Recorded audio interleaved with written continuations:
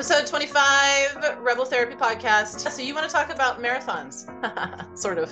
My sister ran the Toronto Waterfront Marathon on the weekend, and she won first Canadian overall, so Canadian championship. Woo-hoo! Congratulations to Rachel. Sister. Yeah, Awesome. very happy for her, very proud, and it was great to be able to see her accomplish something that she's wanted to accomplish for so long, and to share that with his dad and his partner as well. But it got me kind of thinking. She's had some Canadian press after this, and I've seen some of her interviews.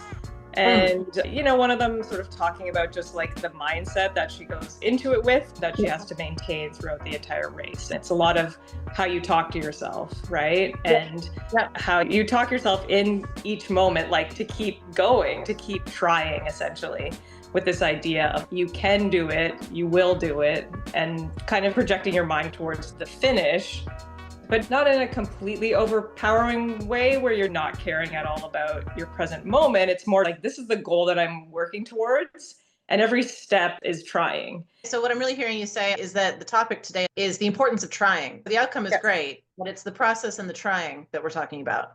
Totally. A few years ago, I attempted to get into running, and I still kind of casually do it. But yeah, it was something Rachel's been talking to me about for years, and obviously been like, why don't you try running? And I'm like, I hate running. But I did try it. One of the things about running that's so inherent in the actual physicality of it is you have to propel your body through the world at a certain speed, and there has to be a certain amount of effort in it, which always feels like trying. Literally one step at a time. Yes, that just reminds me, my dad always tells her 1 foot after the other, like 1, 2, 1, 2. Literally, that's all you have to focus on is one step or one motion, right? And I love that. And that feels like a natural sort of segue to how you approach life generally. And, you know, I often talk to clients who are having difficult times. They're stuck because they're still trying to achieve the outcome, or they have the expectations of themselves that they will achieve the same outcome that they always have, even though they don't have the resources with which to achieve these outcomes. And so I'll talk about running as an example, or even driving standard where you downshift. It's like, how much energy do you have though? Can you put 1 foot in front of the other? Can you just keep doing that, right? It's not about running fast necessarily, but it is about keeping moving.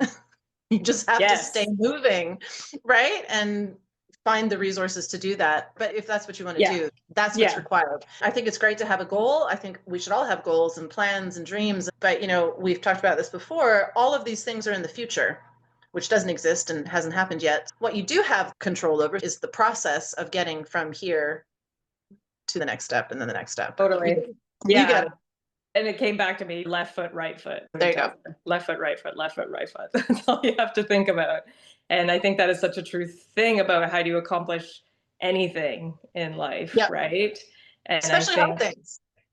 Oh, absolutely. Yeah. Like something that feels insurmountable. And there can be a lot of different challenges in life that can feel that way. And you're like, I don't even know how I can possibly move towards this or move through this if it's something difficult, you know? And the idea of you just have to try. And that happens moment by moment. It doesn't happen in a huge leap, which we like to sometimes think of, right? But yeah, I guess like for you, how does that show up in your like club works with clients in terms of like the idea of trying, not trying, that kind of thing? Well, I was actually thinking about this as you were talking, because I agree with everything that you're saying. This is how I live my life as well. So I'm aware of my own personal bias when it comes to this approach to life. Often it hasn't occurred to them that life happens in such incremental steps. And I think it can be a relief to think, oh, I just have to literally get to the gym. I don't have to worry about the workout when I get there. I just have to get there. Can I do that? Can I get out of bed and get there? Okay, I can. I can probably do that. Great. At some point, it's like a staged process for sure. But don't worry about the workout if you haven't actually gotten to the gym yet, right? So being able to bring their attention back to the things that they can actually control versus what they cannot, right? Like I can go to the gym and do all these great workouts, and whatever happens to my body happens to my body. I have some control over it in terms of nutrition and time spent and all the rest of it. But what I more have control over is getting to the gym and going through the motions of the workout, right? So the process I can control, not the outcome. And I often work with teenagers who are extremely ambitious and have done very well in school and continue to do well in school. And sometimes we joke that it's a fallacious assumption that all the work that they've done, the outcome is the result of that work. Sometimes it is, but not always, right? And so sometimes I say things like, you might be the most qualified person for that job, but they give it to their buddy or whatever. Stuff happens. You don't know. You don't Yeah. necessarily know. So it's not about controlling the outcome, which causes huge amounts of anxiety for lots of people, but it is about shifting that focus and controlling the pieces that you can. And as you're thinking about even that gym analogy, like we often project forward what we think that experience will be. Like it'll be too That's hard, true. or it'll be too long, or it'll be too tedious, right? Or we just Or like it'll have be this perfect. imagined, And then my or it has life to will be be great, perfect. whatever that means. Exactly. But the idea of like one foot after the other is like feeling your way through it. And once you're in the experience is the only time you can actually know how to get through the experience, right? And I actually went for a run on Sunday, and it was a long run. I had a general idea of how long I wanted to run, but I had lots of time and it was open. Part of it was checking in each moment with how I was feeling, which helped me know how fast I could push it, how much more gas I had in the tank. Like I had to check in and be present in what I was doing to be able to regulate my body to maintain functionality, I guess, right? Like there's no way I could get to the end if I wasn't paying attention to what was happening incrementally. And I feel like that's kind of a metaphor for life. And the thing is, too, that if I wasn't paying attention and I started off too fast, I might crap out and not be able to get to the end of the race, right? So I have to know where I am moment to moment, and then I can make adjustments, I can make shifts. So again, to this idea that we all have ideally this plan for our life, whatever that looks like, that's great. If you are living in the future, but you ignore your present, you might end up somewhere else entirely, as opposed to being Okay. aware of where you are moment to moment. Because if it's not working or things are starting to tilt a little bit, you have a chance to sort of right the ship. You have way more control if you're operating from the present. And when I say control, I mean control about your trajectory, but also control over the resources with which you have to work. So much of a marathon is like building up those resources slowly over time. Yeah. Oftentimes, there are people that go out way too fast and then they don't make Yep. it through the marathon. And, it like takes some practice and even just like because there's the excitement of the race, everyone starts and they're not listening to how their body's actually feeling, or they don't have enough experience to know they might not feel this great near the end and they're using up all of their energy or not fueling properly, that kind of thing. And so, Yeah. like, even talking to my sister's husband, who's also her coach, I was asking, like, oh, well, what pace did Rachel go out at? Because a few of the Canadian women were ahead of her in a faster pace Yeah. group, right? And so he was like, he told me whatever the time. But he said, Rachel always runs by feel. I can That's tell her a perfect. pace and she has a pace in mind, but she's always speeding up and slowing down depending on how she's feeling. And that's how she makes it through a marathon. She was saying this one felt reasonably smooth for her and she felt in her body and able to be in a flow. And so it's like, well, that speaks to why she's successful, to be in touch with your body, even while doing something excruciating at the end. Love it. No, but I love that so much because I talk to teenagers, in second year university, and often they start really strong. The excitement of being at university, it's super awesome. They're away from home. It's cool. It's amazing. It's great. And then they get to second year and it's like this lull where the initial excitement has worn off and it's a bit more of a grind. I just loved what you said a minute ago, where it's like on paper, we think we know, we have a pace in mind. That's great. And it's nice to have that as a plan. But when you're actually in the moment doing it, it's so much more important to adjust to what is happening. Now, what you think is going to happen, or what you anticipated was going to happen, or even what you want to happen, what is happening, right? Because if you are aware and acknowledging and, I don't know, accepting, not agreeing with necessarily, but accepting what is actually happening, then you have some resources, you've got some choices, you can make some changes. I agree. And I think that's how to kind of live a healthy, balanced life, to be able to feel what's real for you in the moment. A lot of times we push through that, we ignore that, we deny that, we are kind of stuck in our heads or in a loop, like all of these different things. The idea of actually checking in with what's really happening is extremely difficult for some people, especially if they've never practiced it or had it modeled or even like understand what that is, to like be in the present moment. And so much of our work as therapists, as Gestalt therapists, is kind of paying attention to that. Yeah.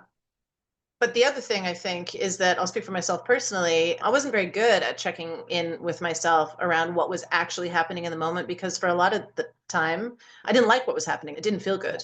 Right. And if you're a kid and you don't have control over what's happening around you, you learn these other strategies. So part of it And this is just a personal pet peeve of mine where you talk to certain types of therapists or whomever who'll be like, just slow down. That's not useful because probably going fast has been a strategy. So unless you're going to help me replace that strategy with something else that is more supportive, slowing down is not fucking helpful. Anyway, and it can be dangerous, right? So to your point, I just wanted to add to what you were saying that as therapists, we help you understand how this all works and learn how to be in the present, but also help you develop alternative strategies to support yourself so that if the present is uncomfortable, you learn how to tolerate that. And then you've got some tools to go in a different direction, right?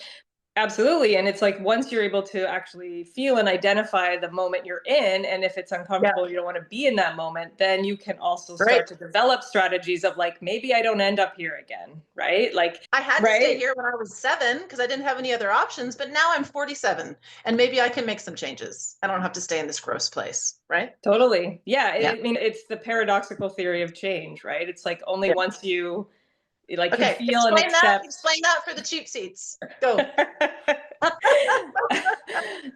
Okay, so it's like the idea essentially is only once you can be aware, actually feel, actually accept who you are, where you are, what is happening.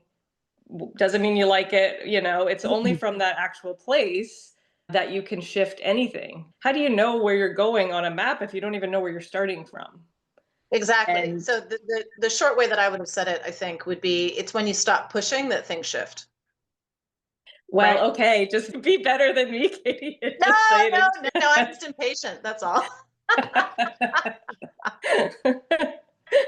Personalities. You said it much more eloquently. The point is, when you stop banging your head against the wall, that's when there's the opportunity for change to happen. I think that if we're self-taught and we're not particularly well supported, we sometimes get confused and we try to exact control over things that are out of our control because we just don't know. We don't know what we are able to control versus what we're not able to control, right?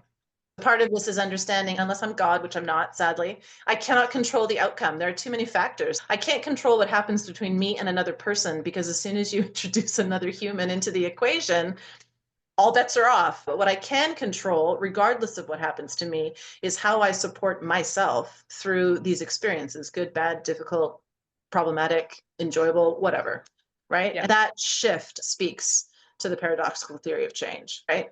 Stop trying to control the universe and just support yourself, and then shit changes. Yes. And I do like that. I like that idea of pushing because I think that is the feeling oftentimes of like how people are coming at change, where they're just like, I just have to like push harder. I just have to try harder. Like there's I like just this. have to fill in the blanks. I just have to XYZ, whatever, right? Yes, exactly. Yeah. Right. As opposed to being like, maybe that's where I want to end up or that's my goal or whatever. But like, where am I right now? And This I is can't where I am. force. Yep. Yeah, exactly. And I think like oftentimes people are like, I can just like force myself to be another way. And you're like, that's not how change works, right? Just Like, think positively, Michelle. right? Oh, No, yeah. no, definitely not. It's the idea of I don't like where I am, but this is where I am. And once I just accept where I am, I can go somewhere else. To your point about the map, unless you know where you're starting from, where are you going to go? You can't get anywhere, right? It's just counterintuitive. Exactly. And just like how everyone has a different map and a different way to get through that map. What are the different tools you have? How can you make change happen for you? It's going to look differently for you than it is for me. And I think we were talking about this a little bit before, but just like we have a negative bias internally, generally. As humans, there's generally this internal negative bias towards taking on more negative information, watching out for problems and worrying. And this doesn't have to be your default state. That often is something that people struggle with. The idea of, oh, well, just think positive. It doesn't necessarily work, but what it can be is recognizing that. And what does that look like for you? What are your own kind of negative biases? What are the pits that you regularly fall into? What is that shift in that moment to look at a different side of it? Maybe you can't always get yourself out of it. Maybe you need support to do that, right? There's a shift that needs to happen. And so that's what I was saying at the beginning when my sister was talking about how she had to have a positive mindset and keep talking to herself in that way to make it to the end. Yes, you don't feel great right now. It's okay. We're going to keep going. How do you build up that voice for yourself? How do you talk yourself through those difficult tasks? How do you build discipline? How do you build determination? And everyone has a different map, but how do you have the supports for that? Ideally, we have beautifully supportive parents when we're young and we learn how to do it because they model it for us and we internalize it and we just sail through life. That'd be great. It's not really true for most of us. I think the antidote, for me anyway, is compassion and creativity. So it's not about, for me, it's not about negative, positive. It's about being aware where I am. And if where I am really sucks, okay, so take a minute to feel that, right? Okay, yep, this sucks. I hate this. I don't like this. That's fine. Feel those feelings. And then when the wave kind of crests and recedes a little bit and I feel a little more grounded, so you take a minute to come back to ground, then I sit back and go, okay, so first of all, it's okay I feel this way because I have no control over my feelings anyway. That's fine. And what am I going to do about it? Not how am I going to solve all the problems of the world necessarily, but what is a creative thing that I can do to make a shift? What are the levers, if possible, that I can pull to try to change some things, right? And usually there's something. And it doesn't have to, and again, back to your original point, sometimes it's literally one step in a different direction. Cool, right? Start the process there. No, Go. that's fine. I mean, like, I don't know. You were probably just responding to something I was saying. But We tied it all up. Back to the no, it's all marathoning, good. back to the running. It's perfect. I was thinking also, like, for me and like my tendency towards maybe like anxiety or worry and thinking about what could go wrong, right? Kind of thinking about what could actually go right and what am I actually hoping for. It doesn't mean that either are guaranteed. For me, it's like often 10 possible problems jump to my head at first. I need to be like, yep, that's my process. That's what happens. That's my first response. What's my second response? How realistic are those things? Sometimes you can talk yourself through those things in terms of what would happen next or what would be the worst case scenario. And then that's definitely a strategy. But also kind of thinking, what if it's fine? What if it's great? Like, yeah, it's interesting. you don't know I until you love try. what you're saying. Yeah. I'm just noticing as well how different we are. I don't do any of that, actually. What it comes down to I for me know. is, am I going to die? Is this going to kill me? Probably not. And then alternatively, if I'm dead, it's fine. Either way, I win, right? It's not going to kill me. I'm going to survive it. Everyone needs to calm down. As the kids say, it's not that deep in most cases, right? Or I will Yeah. die at some point and none of this is ever going to matter. So that's my strategy when faced with something really frustrating. If that's the case, I might as well get up and take that next step, see what happens. Might be great. And I think that's one of the keys of the Gestalt approach. It's like, choose the new. Because if I know what this is and I know I don't like it, something new might be worse, but it might be great. And I know I hate this, so I might as well try something else. What do I have to lose? Not much. That And works for no, me. I feel like I got to a similar place with you in Yeah. our training where it was like I used to feel that certain things that were so uncomfortable, that feeling was like I was going to die, right? Through our Yeah. training of being exposed to many different uncomfortable experiences and realizing, Yeah. oh, I didn't die. Huh.